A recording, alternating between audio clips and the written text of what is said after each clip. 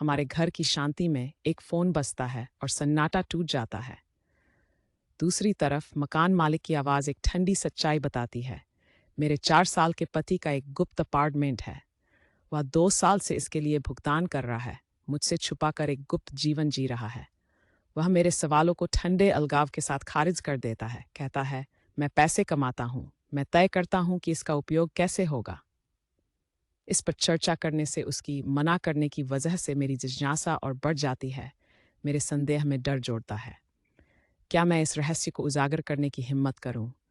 क्या मुझे मकान मालिक का सामना करना चाहिए, पता मांगना चाहिए और उन अपरिचित दीवारों के भीतर छुपे सच की तलाश करनी चाहिए?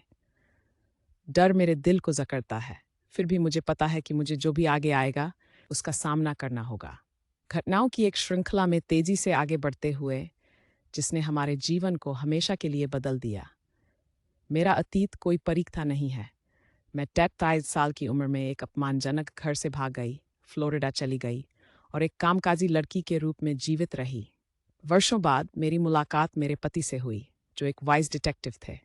हमारा संबंध विवाह, एक बच्चे और जीवन में दूसरी बार मौका पाने की ओर ले गया। उन्होंने मुझे मेरा जीत प्राप्त करने में भी मदद की, हमारे बीच की विशाल शैक्षिक खाई को पाटते हुए।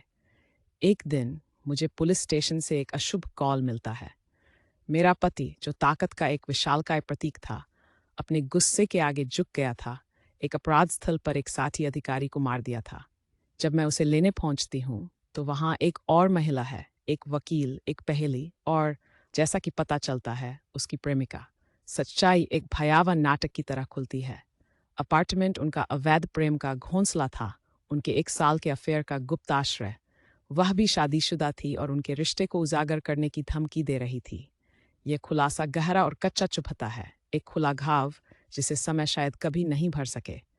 दोषी पर हिंसा के बावजूद अधिकारी आरोप वापस ले लेता है, लेकिन मेरे पति का करियर इस घटना से नहीं बचता। छोड़ने या निकाल दिए जाने के विकल्प का सामना करते हुए वह इस्तीफा दे देता है। अब वह थेरेपी और गुस्सा प्रबंधन में अपने राक्षसों से जूझ रहा है, जबकि हम विवाह परामर्श के नाजुक रास्ते पर चल रहे हैं। तूफान खत्म नहीं हुआ है, लेकिन एक बात निश्चित है, मैं इसके केंद्र में खड़ी हूँ। जो भी आगे आएगा, उसका सामना करने के लिए तैयार हूँ।